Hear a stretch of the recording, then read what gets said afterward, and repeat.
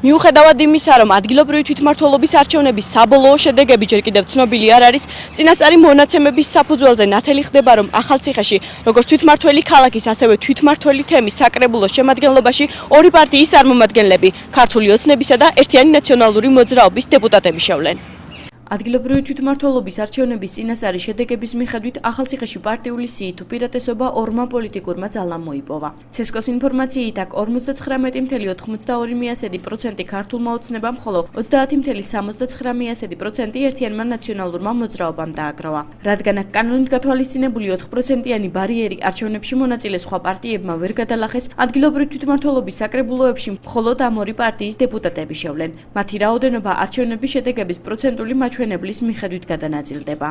თვითმმართველ ქალაქში დეპუტატთა რაოდენობა განისაზღვრება 15-ით, კერძოდ 10 იქნება პროპორციული სისტემის საფუძველზე არჩეული დეპუტატებით, ხოლო 5 იქნება მაჟორიტარული ოლქებიდან არჩეული დეპუტატებით, ხოლო რაც შეეხება თვითმმართველ თემს, დეპუტატთა რაოდენობა იქნება 30, იქნება 15 მაჟორიტარი და 15 შევა პროპორციული სიით. ახალციხის თვითმმართველი თემის საკრებულოს შემადგენლობაში სულ 30 დეპუტატი იქნება. მასში 15 პროპორციული სიით არჩეული კანდიდატი, ხოლო ამდენივე ოლქში გამარჯვებული მაჟორიტარი დეპუტატები შევლენ. აღნიშნული რაოდენობა არჩევნებში მიღებული შედეგების პროპორციულად ქართული ოცნებისა და ერთიანი ნაციონალური მოძრაობის წარმომადგენლებზე გადანაწილდება. რადგან საბოლოო შედეგები ცნობილი ჯერ კიდევ არ არის, პარტიების საკრებულოში შემავალი საკუთარი დეპუტატების ზუსტ რაოდენობას ვერ ასახელებენ. თუმცა უკვე ცნობილია, რომ მუნიციპალიტეტის თემებში გამარჯვებული მაჟორიტარი კანდიდატები საკრებულოში აუცილებლად შევლენ. ალბათ ვფიქრობ, კოჰაბიტაციის პროცესით გავაგრძელებთ ერთობლივ მუშაობას რაიონისთვის. აქ ცოტა რთული პირობებია, აქ ქონების გაყოფა იქნება, რაიონის ქალაქთან გამიჯვნა ხდება. ვფიქრობ, რომ საღი აქაც გაიმარჯვებს და ურთიერთშეთანხმებით გადავწყვეტ იმ დიდ პრობლემებს, რომელიც ჩვენს რაიონს უკავშირდება ყველა მიმართულებით, ასე რომ ვთქვათ. ყველა ის ინიციატივა, ის პროგრამა, რომელიც ჩვენ გვინდოდა შეგვეთავაზებინა ჩვენი მუნიციპალიტეტისათვის, ჩვენი რაიონის მოსახლეობისათვის, ვეცდებით ყველა ამ ინიციატივის დაყენებას, ვეცდებით მოვიპოვოთ მხარდაჭერა და ყველა ეს ინიციატივა შევთავაზოთ უკვე ოცნების ხელისუფლებას ადგილობრივ დონეზე, რომ კიდევ უფრო უკეთესობისკენ წავიდეს. ჩვენი ინტერესი სწორედ ესაა, რომ ყველა მდგომარეობა გაუმჯობესდეს და მუნიციპალიტეტმა განვითარების ახალ საფეხურზე, ასე ვთქვათ, გადადგეს დამტკიცში.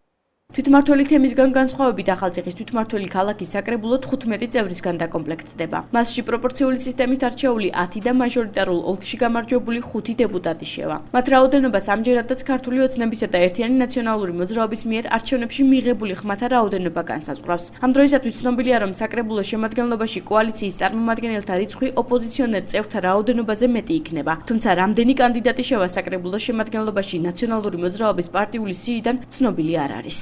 ჩვენ ინიციატივები რა თქმა უნდა გვექნება აუცილებლად ვიბრძოლებთ მისთვის, მაგრამ უმრავლესობა საკრებულოში ექნებათ ქართულ ოცნების წარმომადგენლებს. ჩვენი ფუნქცია იქნება მხოლოდ ოპონირება და ვეცდებით რომ ვიყოთ კონსტრუქციული ოპოზიცია და ქალაქისთვის და იგივე მუნიციპალიტეტისთვის ვიყოთ, ასე ვთქვათ, დადებითის მატარებლები.